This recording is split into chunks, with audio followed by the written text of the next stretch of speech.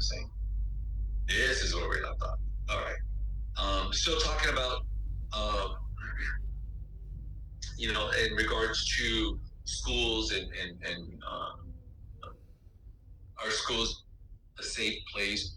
And again, if you look at it from I hate to say it, a statistical perspective, I suppose, schools are very, very safe places for children.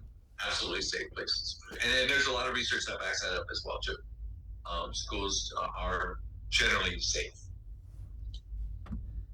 for children. Send your kids to school, for sure.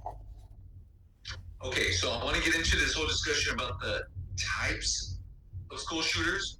So I'm going to look at the three populations of school shooters and then the three psychological types of school shooters. Okay, so in regards to the populations of school shooters, the first one we refer to as a secondary school shooter or secondary school shooters. Okay,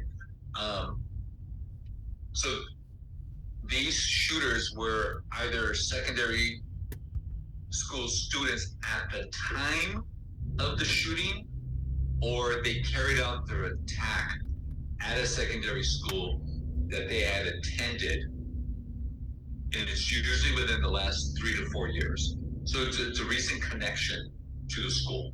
Okay? They're either current student or they were a student earlier in their life. Okay? If you look at Sandy Hook, was it Adam Lanza, I believe that was his name. He attended that school earlier in his life. So there was that connection. Then there's the college shooters. We're not talking a lot about college shooters. There was obviously the Virginia Tech shooter, which was obviously a pretty serious one. But this is another population of school shooters, a college shooter. Again, they commit their attacks at colleges or universities. That's why they have that name, right? Again, most of these perpetrators are either current students or they were recent graduates, undergraduate, graduate students on that campus. Now, I also want to make a distinction with college shooters, okay? Because there is a subgroup of college shooters that are employees of the college, okay? Professors, staff members, something related to that, okay? So when it's an employee who shoots up a school, that they'll may usually go after their boss or other professors or other individuals, employees, it tends to get labeled as workplace violence, not necessarily categorized as a school shooting. Okay, and that's for, again, statistical purposes, and there's some legal ramifications behind that as well too. But they tend to be referred to more as workplace violence or work-related violence because there's an employee relationship there. So just as a heads up, okay. And then the last category, this last population, I call them the aberrant adult shooters.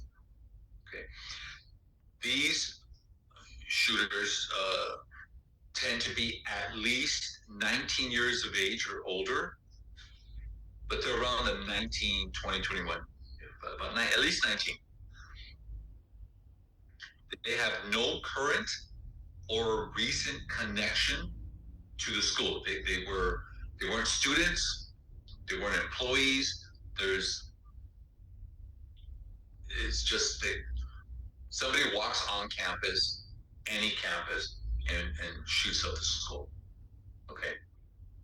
There's no current or recent connection as either a student or employee to the schools that they attack. Okay. So.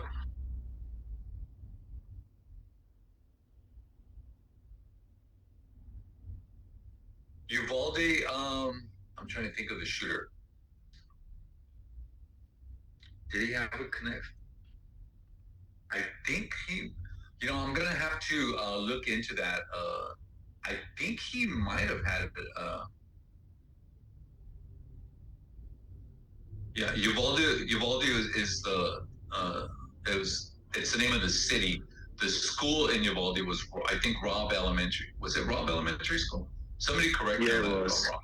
It It was was. Robb. Okay, yeah, but Yeah, it was in the city of and Uvalde. Yeah. yes, and the shooter was a student there actually, which apparently he made a whole manifesto and everything, saying that it was he was targeting the school, the students and teachers because of the bullying and other stuff that he went through there, and then went back for revenge. So he had a connection to the school. Yeah, he had a connection. He was a he was an there. ex-student there. Okay, yeah. Yeah. So he would be categorized as the first one, secondary school shooter. Okay. All right, cool. Thank you. Okay. So the aberrant adult shooter doesn't have any connection to the school. They just happen to walk on campus. Okay. And then here are the three psychological types of school shooters. Now, I just want to make reference to the pictures because you're probably going to notice. Well, the first guy with the orange hair, he wasn't a school shooter. You are correct. He was not. He was a mass shooter. If you don't recognize the name, he was the individual that shot up the Aurora theater in Aurora, Colorado. I want to say 2012 is kind of ringing in my mind, but I don't remember the exact year. But anyway, he was a mass shooter. He walked into the theater. They were showing a Batman movie, I think, Knight Rider, or I don't know, whatever it was. And then he ended up killing 12 people in the theater. And then there's Brian Kohlberger. Again, technically not a school shooter. He did kill the four university students in Idaho. And then there's Mr. Perez there in the corner. He's a school shooter. He's the one that shot up Stoneman High School in Florida. But the reason that I have these two shooters up, the mass shooters up there, is because now, again, I don't know if you believe in coincidences, whatever, right?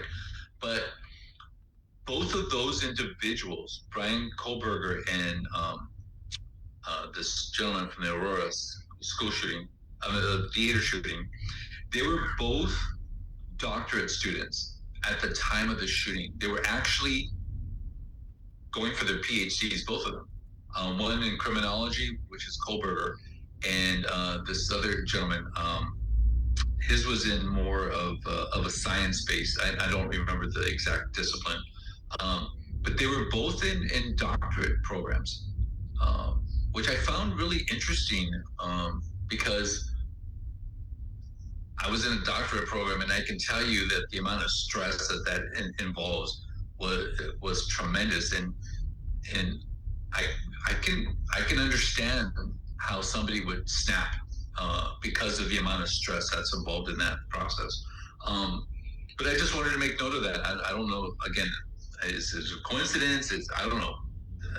I definitely would want to dig into that a little bit deeper, but it was just interesting to note that. So you have a psychopathic shooter, you have a psychotic shooter, and then you have a traumatized shooter. With a psychopathic shooter, again, as the name implies, these shooters were profoundly narcissistic. They were arrogant. They had that sense of entitlement. They lacked empathy. Um, uh, they got their needs at other person's expense, right? That's a narcissist, basically. Right?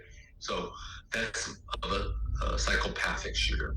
Um, I would say that Brian Kohlberger probably fit number one. He was more of a psychopathic shooter based on reports and how people describe him. Um, yeah, the psychotic shooter, these are the ones that have some really serious mental health issues. They suffer from schizophrenia or some kind of related disorder. Sometimes they're just very out of touch with the reality. They're delusional to a varying degree. Okay, they could experience hallucinations. Um, so that's a psychotic killer. I would probably label the Aurora theater shooter as a psychotic shooter. This guy was really sick. And then you have the traumatized shooters. The traumatized shooters, unlike the psychotic or the psychopathic shooters, the traumatized shooters generally come from very well functioning, intact families.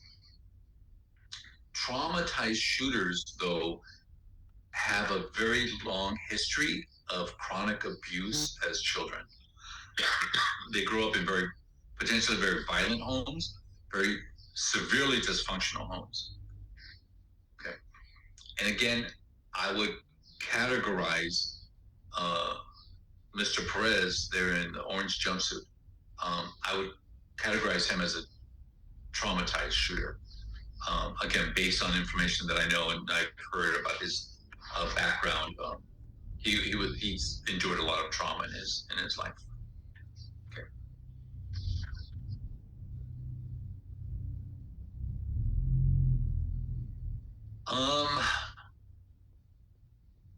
Looking at school shootings, I'm going to show you a website in a second. Let me see if I have it. Yeah, it's coming up in a couple of slides.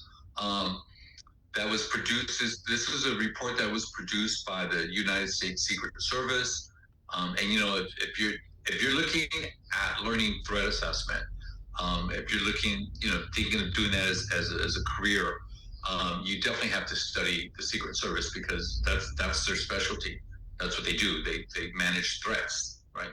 They assess threats all the time, especially against the president, vice president, things like that.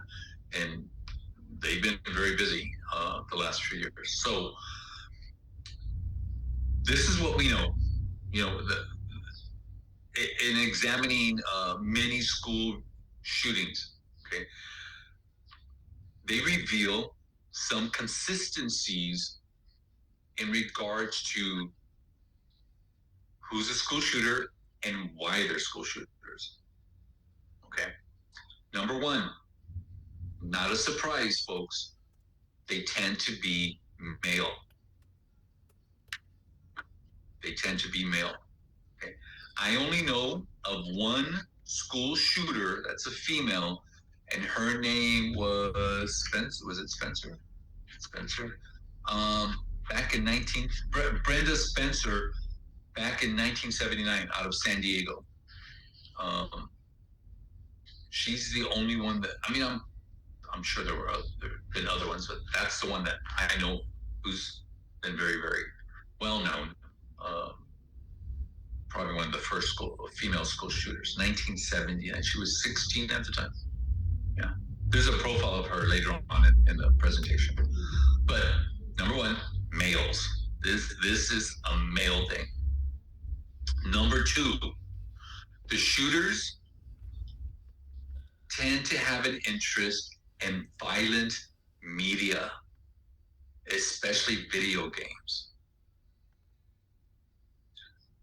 And I am not saying, and neither is the research, that the video games made them violent or made them go out and shoot. I'm just saying that they had a very strong affiliation with violent media, especially video games. Okay. And again, there's a lot of research behind that. Does violent video games make children violent? Look it up. Interesting topic for a paper if you're interested in writing about that. A lot of research. Number three, there's shooters that the U.S. Secret Service interviewed, school shooters, had all experienced some form of social rejection or social humiliation prior to the shooting. And I think, if you look back to your high school career, well, I don't know about now, this generation, this is a very different time frame. I'm probably thinking more about my generation and maybe your parents' generation, probably one of the worst things you can call a 14 or 15-year-old kid is gay or homosexual or some other derivative term for that. And, the humiliation behind that, the shame behind that, it gets a lot of kids upset, and that's part of the bullying factor of it, right? Right now, real quick, in my private practice, I'm working with a young man. He's 18 years old. Very heavy set young man. He's been heavy since he was a child, and he talks about the intense amount of bullying he had endured. He's still in high school. He's a senior in high school, graduating in a few weeks, and he's going to a Catholic school. Like, holy cow! The amount of bullying this kid has had to endure because of his weight from other kids. It's shameful. It really is shameful. The stuff that's going on in these elementary, middle school, high schools. It's shocking. Kids that are being rejected by their peers, kids that are being rejected by girlfriends or boyfriends, right? Or they're being teased by what we call status students in high school, football players, very popular players, very, just high status students, as they're called. I think if you look at some of the research behind some of the school shooters, especially Columbine, they talk a lot about that. The being rejected by the football players or, the more popular students. Number 4, most of the shooters that the Secret Service interviewed came from intact families. And there were a few of these males that they interviewed that did come from families where there was some mental illness or there was divorce that was present in those homes. But by and large, they were coming from 2-parent homes. Okay. And then number 5, all of the shooters indicated some mental health problems. Depression, anxiety, poor coping skills, aggression is an example. Okay. So now I want to be very clear that I am not presenting that as a profile, because according to the U.S. Secret Service, there is no profile of a school shooter, but there are some consistencies, and that's how I want to present this, as consistencies, okay, not as a profile. So I have to be careful as to how I phrase that. Okay, it's not a profile. Not a profile. Okay, so how do we identify potential violent students? That's a great question, right? Can I repeat number 4? I think I can.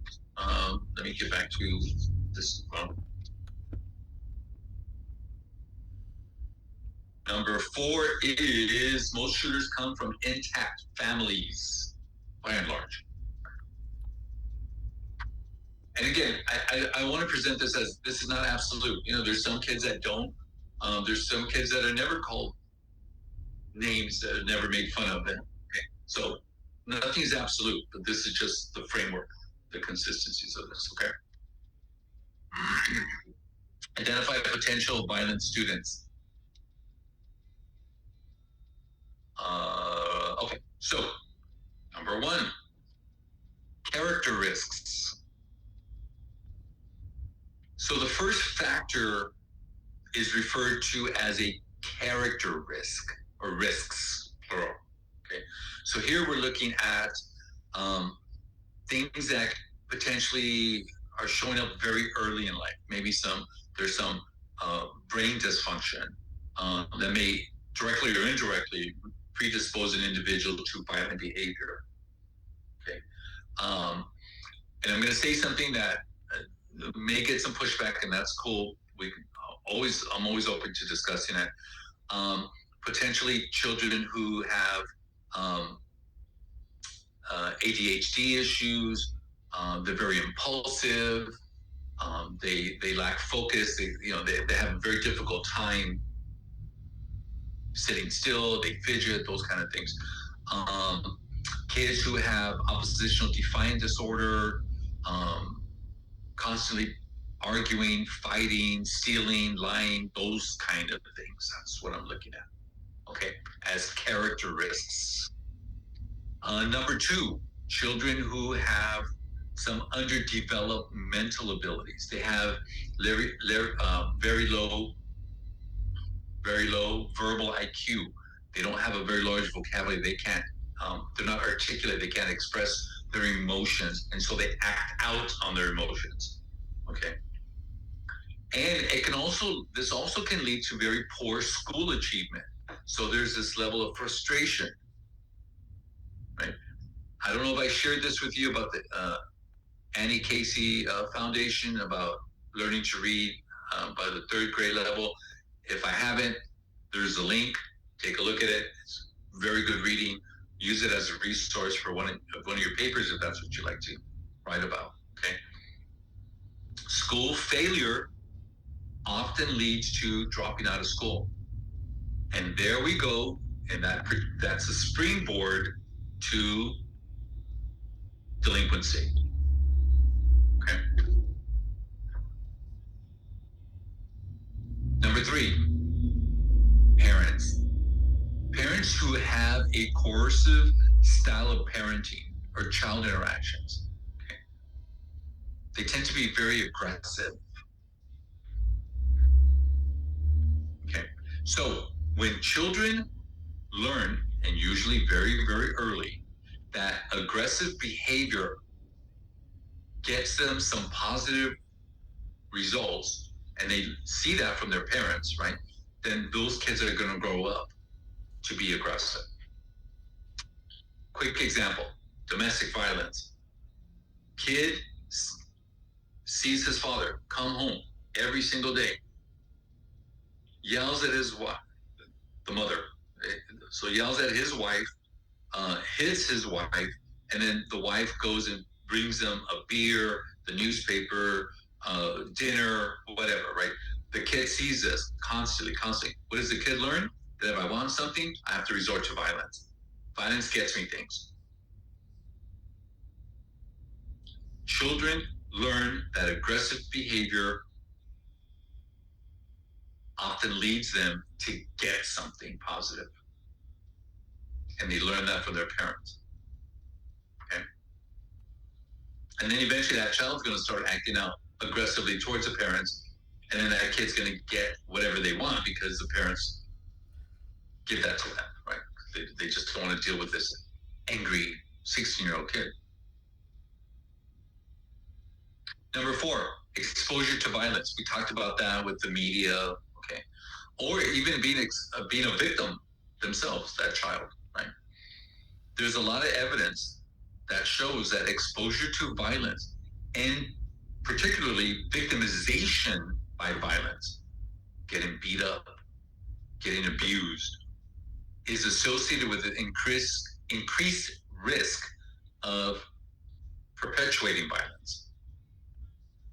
Violence begets violence. And then number five, it's the media, the role of the media. The role of the media, we can't ignore the media. Okay. So again, the three main effects of violence in the media.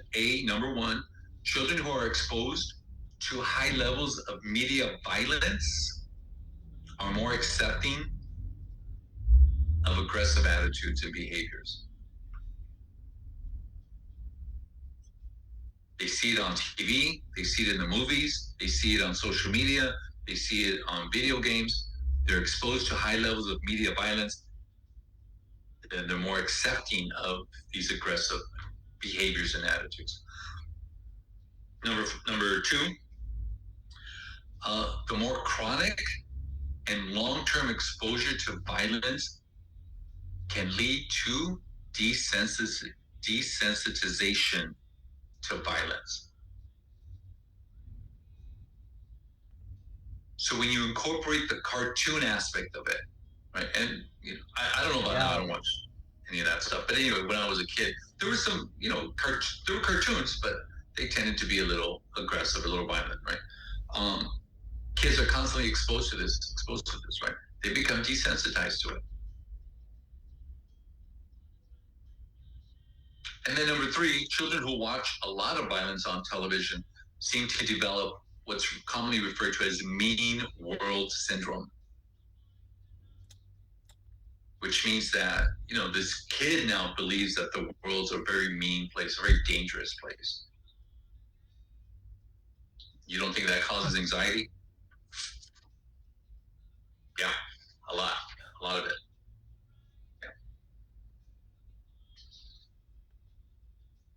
What role do schools play in all of this? Because they do share some responsibility in school safety as well too. So there are, there are school conditions that do contribute to violence. And for example, number one, lack of resources and overcrowding. Overcrowding schools tend to have a very high student to teacher ratio. So you have one teacher for 45 students ish, right? Not good, not good. And again, interesting topic to write about if you are inclined. What is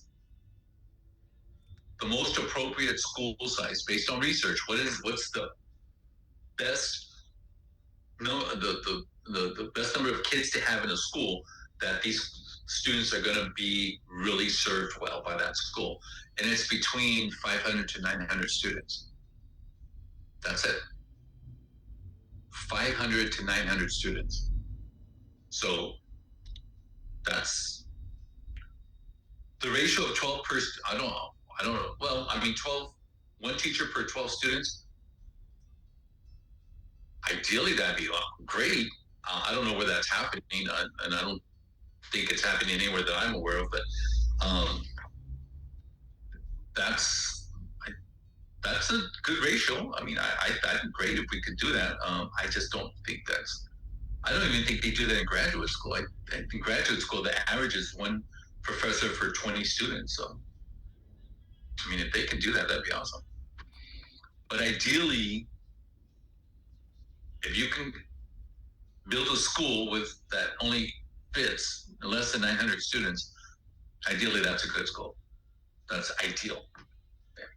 Number two, bullying. Talked a little bit about bullying, peer victimization, right?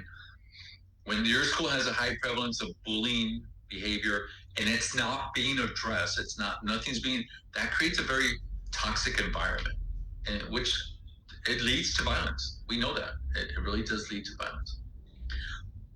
Poor school climate and management. High levels of teacher turnover. Teachers don't stay very long. You have a very weak administrative support for teachers. Teachers don't feel supported at all. Okay. Low student attachment to teachers or coaches or somebody at school plays a very big role. I'm almost 64 years old. I can tell you, I still, to this day, I remember the name of my freshman high school teacher, English teacher, Mrs. Adams, because she was the very, very first teacher that I ever had in school who told me that, I can go to college. College is a reality in my life. No one's ever told me that before. Mrs. Adams was the first one. And I remember that. I remember that teacher. She had a very big impact on my life. So that's what I'm talking about, that connection that you have. Maybe some of you also had a strong connection to somebody at school. Lack of support services, that's a big one too. Not enough school counselors, not enough mental health therapists or psychologists and social workers, right? Those kind of things. That's important. Schools can do some of these things better, for sure. Violence prevention through a design model. Look at how we build our new schools. Oh, where was I? I was talking to a friend of mine who lives out towards the Fresno area, by Celia, Fresno, in that part of town. And he said that his city just built just like within the last 2 months, opened up the very first new high school in that city, because they were using another school district. It was a small city. So they built a high school in that city, very first time. And he said it looks like a prison. Like, who designed this school that looks like a prison? That's crazy. But anyway, here we go. Violence prevention through design, how we design our schools. So number one is referred to as a natural surveillance design. A natural surveillance design. So number one really refers to the placement of physical features that improve visibility. The number of windows, the size of the windows that look out to the school entrance, so we can see who's coming, who's approaching the school campus, right? And it also allows, God forbid, law enforcement to look into the classrooms or into the campus, right, in case anything happens, right? But that's part of the natural surveillance design, like the physical features that improve visibility. The second one is called access management design. This includes using signs, entrances, exits, signs that you can use for landscaping to improve or limit access to certain areas. No walking on the grass, or fencing that area off or something like that, right? So you want to keep the flow of traffic moving in the same direction. Okay. As an example. Okay. Access management. Number three, territoriality design. This is more where schools are being built with the idea that you want to create a welcoming environment for the students and the faculty and the staff. How many of you even went to a high school that had these motivational signs on the wall? Hey, you can do it, or those kind of things, right? How many of you went to high schools where they displayed student artwork on the walls? How they incorporate colors, usually the school colors, right? Something, right? These colors, earth tone colors that create a very warm sense, right? Or you incorporate school colors and they, express school pride, those kind of, right? That's called territoriality. This is how we create a welcoming environment for the students and the faculty. Number four, you have physical maintenance design. How do schools fix things that break? So here we're talking about the repair and the general upkeep of space. Now, I also realize that whenever you create a space where you have 900 kids in there, things are going to get messed up, because that's just the nature of what happens when you have a bunch, 900 kids in a confined space. People are going to write on walls, and people are going to break stuff, and, understanding. But how fast does the school remove graffiti? How fast do schools make repairs to restrooms that are broken, right? Light fixtures, those kind of things, right? How do you feel when you walk into a place, whether it's a school or a building or anything, and there's trash on the floor, or it looks dirty, or even smells dirty, right? Nobody cares about this place enough to clean it, to fix it. That's physical maintenance. And then there's order maintenance. This is the more of the discipline aspect of it. right? So here's where administrators have to address negative behavior. They have to reduce negative behavior. Okay. This is where the school has to allocate human resources at all times where students are. Remember, I mentioned that most of the school crime or incidents happen in the parking lot. Do we assign staff to the parking lot? Do we assign staff to the front of the school?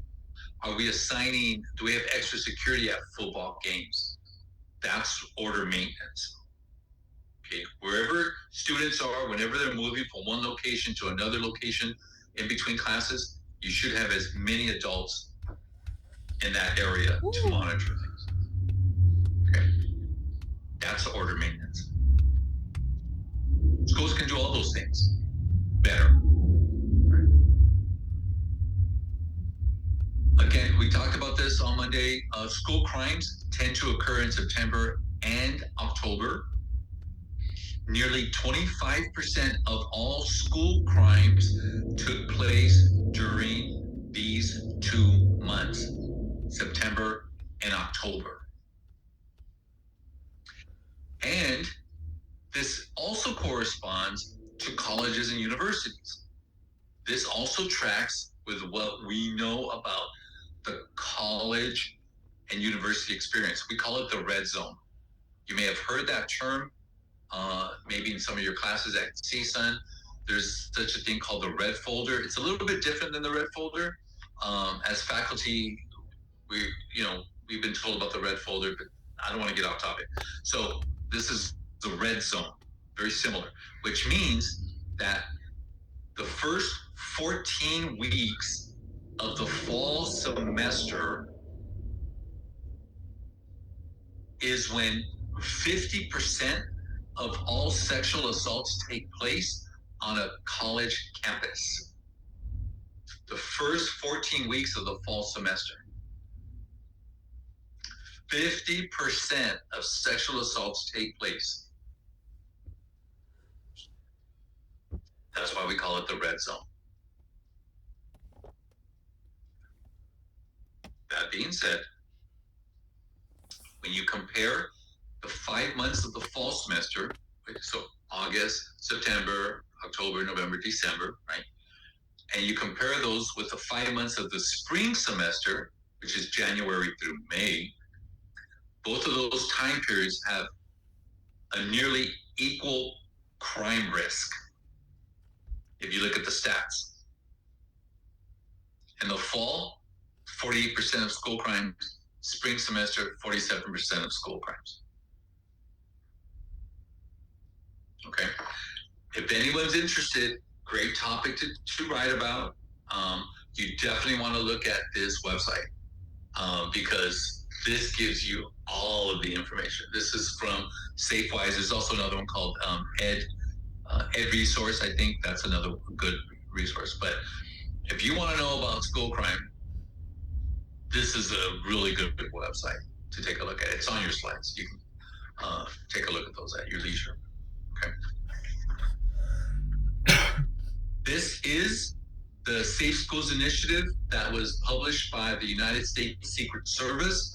Again, if you're interested in writing this about school shooters, you definitely want to take a look at this report because it is very good. It's a very good report. Yes, I know what you're saying, but that's over 20 years old. That's okay because they did an exhaustive study on school shooters. I think they've interviewed everybody since 1976. I believe it was 1976, 74, 76. And they created can't say profile, I can't say that word, but they created a structure of a school shooter.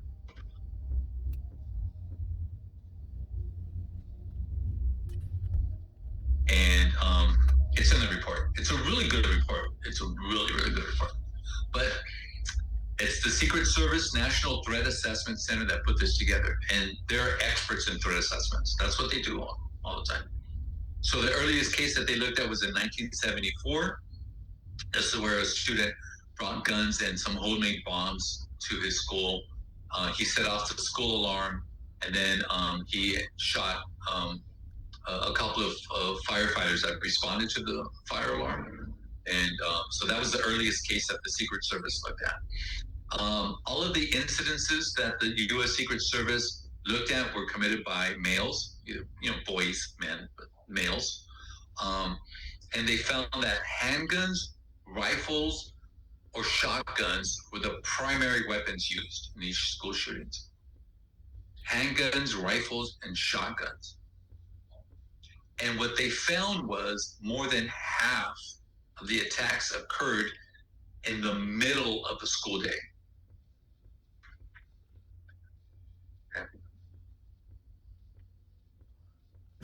And this is what we know based on that report. Number one, again, remember this is coming from the Secret Service. Number one, school violence is very rarely impulsive.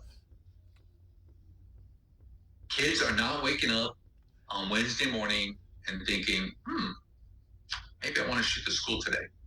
It's not impulsive. It's planned. In almost all of the incidences that the Secret Service looked at, the attacker developed the idea before the attack. Okay. Matter of fact, what they really found was in over 3/4 of the incidences, the attacker planned the attack. It was not impulsive. Number two, which I think is aligned with number one, the attacker told somebody about the plan or the idea. They talk. What the U.S. Secret Service found is that in virtually every single case that they studied, the shooter told a peer, a friend, or a sibling that they were going to shoot up the school. And in most cases, no one said anything. Matter of fact, the Secret Service identified only 2 shootings where someone else told an adult that the shooter told them that they were going to shoot up the school. Only 2. I think that says a lot. Number 3, according to the Secret Service, there is no accurate or useful profile of a school shooter. But again, we have an outline, we have a structure, and this is what they say. They range generally from 11 to 21, male. They come from a variety of racial, ethnic backgrounds. In nearly a quarter of the cases that they looked at, the attackers were not white. I think we have this idea, again, our own little mind profile of a school shooter, they tend to be white. Many of them are, but that's not exclusive, obviously, right? About a quarter of the cases with the shooters were not white. The academic performance ranged from, again, just across the spectrum. Bright students, excellent students, they're getting great, very good grade passing to those that were failing school. Most attackers that they looked at had previously used guns and had access to guns. Which goes to what I've said about this idea of guns in this country, right? There are certain states where guns play just an everyday act. Hunting is a normal part of growing up in many states, not in California, but in many states.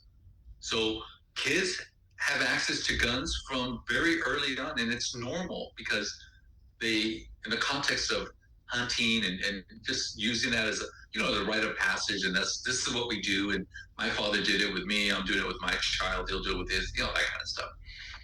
California, it's not like that. We don't look at guns, rifles, like shotguns, like within the context of hunting, because That's generally not what we do in this state, right? Generally, I mean, again, there's exceptions to everything, but that's what I mean. That most of these attackers had previously used guns; they had access to guns. They were comfortable with guns. Right? Over half of the attackers had a history of gun use. In nearly 2/3 of the incidences that the Secret Service looked at, the attacker got the guns used in the shooting from within their own home. They didn't steal it, didn't have to go buy it, didn't have to borrow it. It came from with their own home. Right? And then number 5. And again, a consistency in a number of cases that the Secret Service looked at. Having been bullied played a major role in the shooting. Being bullied is significant. It is significant. Matter of fact, there were a number of shooters who told the Secret Service that they described the bullying experience as being tormented. Imagine what they were feeling like, being tormented. How do you feel waking up every morning going to school thinking that you're going to be tormented that day? It's crazy. Absolutely crazy. Schools have to do better with that. Those of greatest risk. Okay, so again, Secret Service gave us this information, right? Who is at greatest risk of being killed in a school shooting? Number 1, racial and ethnic minorities.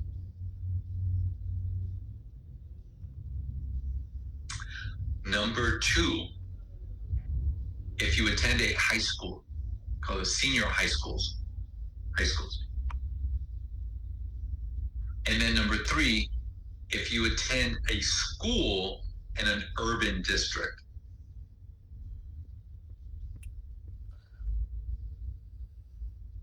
Racial ethnic minorities, senior high schools, and then urban school districts. If your school is like in the center of town. The homicide rate in urban schools is about 9 times greater than the homicide rate in rural schools. I would have guessed that would have been reversed because of the ruralness of the school, but no. Secret Service said that urban school districts are much more dangerous than rural. Most of the offenders and the victims of school shootings were, number 1, male, obviously. Okay, we get that. Number 2, they were under the age of 20. I think I made reference to that already. And number 3, they were from a racial or ethnic minority.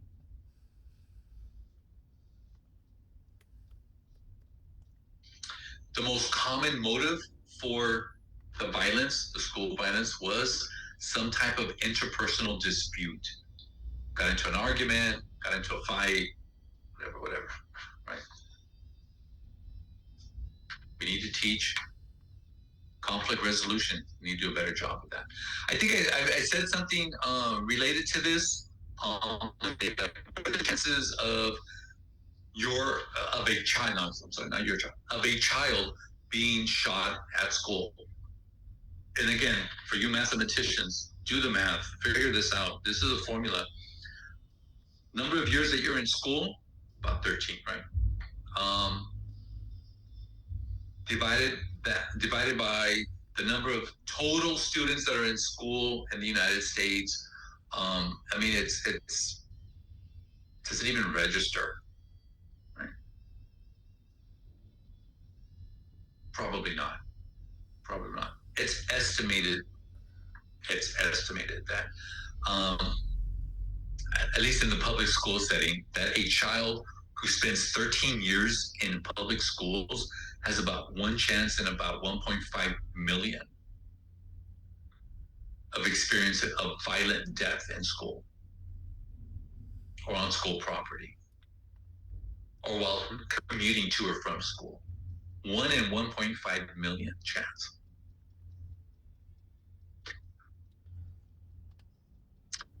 So, I don't know how you feel about those odds, but I don't know where else you're going to get those odds. Schools are a very, very safe place. Okay. Looking at some of the early behaviors that can tip parents off, right? Again, aggression. There definitely exists. Again, do your own research. I'm not trying to sell you on anything. Always do your own research, but there exists a relationship between aggression and violent behavior in childhood, impulsivity, and temperament. I think they're called difficult children or difficult temperament children or something. There's a term. But when you have a child who is just a grumpy little 4 or 5-year-old kid, just constantly, with conduct disorder and constantly pushing back, and they're, lying and fighting and all these other impulsive and has difficulty controlling their anger. Those are red flags. Those are really red flags that a lot of parents turn a blind eye, they ignore, they deny, whatever they're doing. Early behaviors. Right? Looking at family relationships. I think children are socialized at a very young age about how to handle frustration. That's a learned trait. That's a learned behavior. We're not born with that. Okay? How to react to limits and consequences, and how to solve problems effectively and resolve disputes. That's all learned behavior. And many kids aren't learning these things at home. Most of this socialization first occurs at home and within the family dynamics. The evidence is very clear that parents of aggressive children punish more frequently, but they also punish more inconsistently. And that's the part that children have a very difficult time navigating. The inconsistency. Okay. Now, for the lack of time that I have left, so these are just school shootings that I profile, but you can take a look at them on your own. I put some links in your slides for them. This is Brenda Spencer. She's still in prison, by the way. Barry Lucas out of Mississippi, Pearl High School in Mississippi. Luke Woodham, and this was in this is Pearl High School, Mississippi. I think this guy was in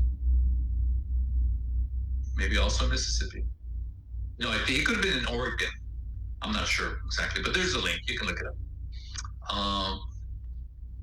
Guy from Kentucky, Heath High School in Kentucky, and then Columbine shooting.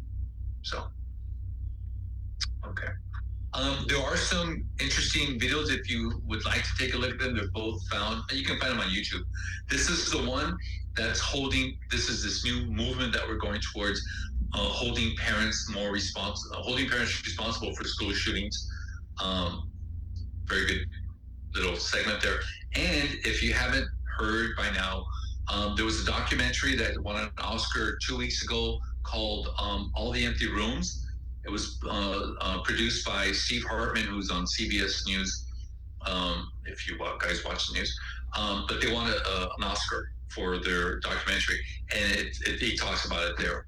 And this is where they go into families where they've lost children to school shootings, and the rooms are exactly the same as they were the day that they went to school that morning and never came back.